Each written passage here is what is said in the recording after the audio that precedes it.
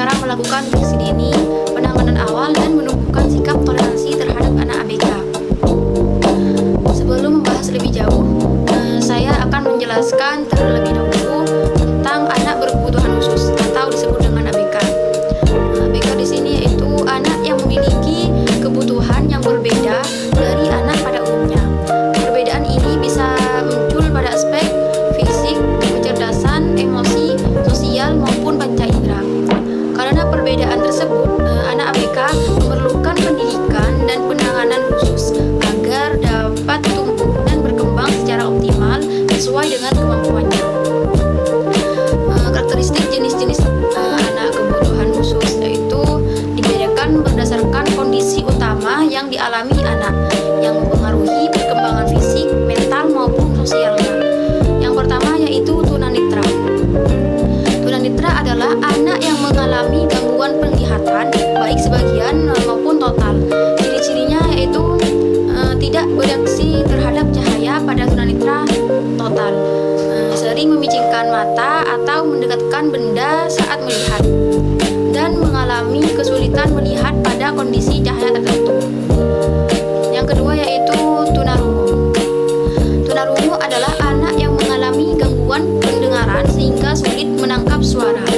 Ciri-cirinya yaitu tidak merespon suara keras, perkembangan bicara terlambat atau tidak jelas, sering menggunakan bahasa isyarat, dan memiliki riwayat infeksi telinga. Yang ketiga yaitu tunagrahita. Tunagrahita adalah anak yang memiliki kemampuan intelektual di bawah rata-rata dan kesulitan dalam menyesuaikan diri dengan lingkungan. Ciri-cirinya yaitu perkembangan bicara dan berpikir lambat, kesulitan memahami pelajaran, dan kurang mandiri dibandingkan anak seusianya, membutuhkan bantuan dalam aktivitas sehari-hari. Yang keempat yaitu tunadaksa. Tunadaksa adalah anak yang mengalami gangguan pada anggota gerak tubuh seperti tulang, otot, atau sendi. Ciri-cirinya yaitu gerakan tubuh kaku atau terbatas, mengalami kelumpuhan sebagian, ada anggota tubuh yang tidak lengkap, dan kesulitan melakukan aktivitas fisik. Yang kelima yaitu tunalaras. Tunalaras adalah anak yang mengalami gangguan emosi dan perilaku. Ciri-cirinya yaitu mudah marah atau agresif, sulit mengendalikan emosi, sering melanggar aturan, dan kesulitan beradaptasi dengan lingkungan sosial. Yang keenam yaitu tunawicara. Tunawicara adalah anak yang mengalami gangguan dalam berbicara atau menghasilkan suara. Ciri-cirinya adalah bicara tidak jelas atau sulit mengucapkan kata, suara sungau atau jadel, dan gangguan pada alat ucap seperti bibir, sumbing, perkembangan bahasa lambat, dan interaksi sosial terbatas. Yang ketujuh yaitu autisme. Autisme merupakan gangguan perkembangan yang mengaruhi komunikasi dan interaksi sosial pada anak. Ciri-cirinya yaitu kontak mata sangat minim, sulit berkomunikasi, menunjukkan perilaku berulang, dan perkembangan bicara lambat. Yang terakhir yaitu anak berbakat.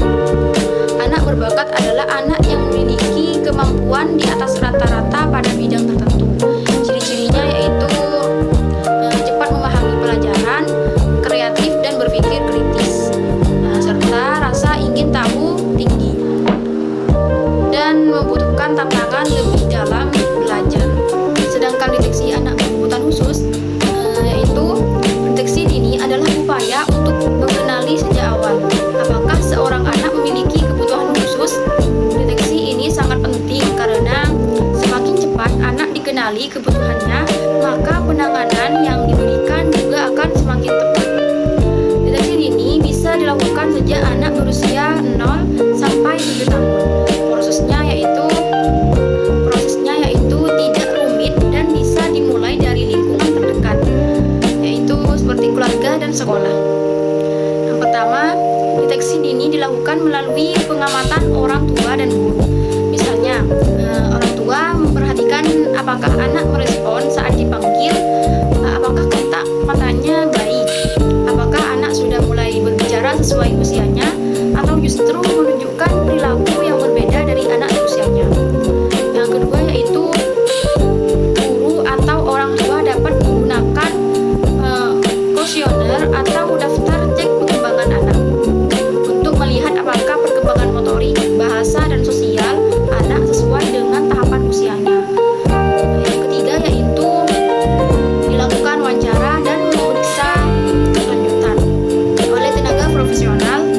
Jika ditemukan tanda-tanda seperti anak tidak merespon syarat, jarang melakukan kontak mata, terlambat bicara, terlalu aktif, atau sulit fokus, maka anak sebaiknya dibawa ke puskesmas, psikolog, atau dokter. Selain itu, tenaga ahli dapat melakukan tes khusus seperti tes kecerdasan atau screening autisme untuk memastikan kondisi anak secara lebih akurat. Deteksi ini bukan untuk memberi label negatif pada anak, tetapi untuk membantu anak mendapatkan dukungan yang sesuai sejak awal, sehingga anak dapat berkembang dengan lebih baik di masa depan. Penanganan awal anak berkebutuhan khusus itu dapat dilakukan dengan menerima kondisi anak dengan penuh kesabaran, segera berkonsultasi dengan tenaga medis atau psikolog, menyekolahkan anak di sekolah inklusi atau SLB sesuai kebutuhannya, memberikan stimulasi di rumah seperti latihan berulang atau menggunakan alat bantu, dan orang tua menjadi teladan dan memantau perkembangan anak secara rutin. Menumbuhkan sikap toleransi terhadap anak ABK. Sikap toleransi dapat ditumbuhkan melalui pendidikan akhlak dan karakter di sekolah inklusi, mengajak siswa reguler membantu ABK dalam kegiatan sekolah, memberikan pemahaman bahwa ABK bukan penyakit, dan melibatkan masyarakat dalam edukasi dan sosialisasi, serta memberikan contoh sikap empati dari guru dan orang tua.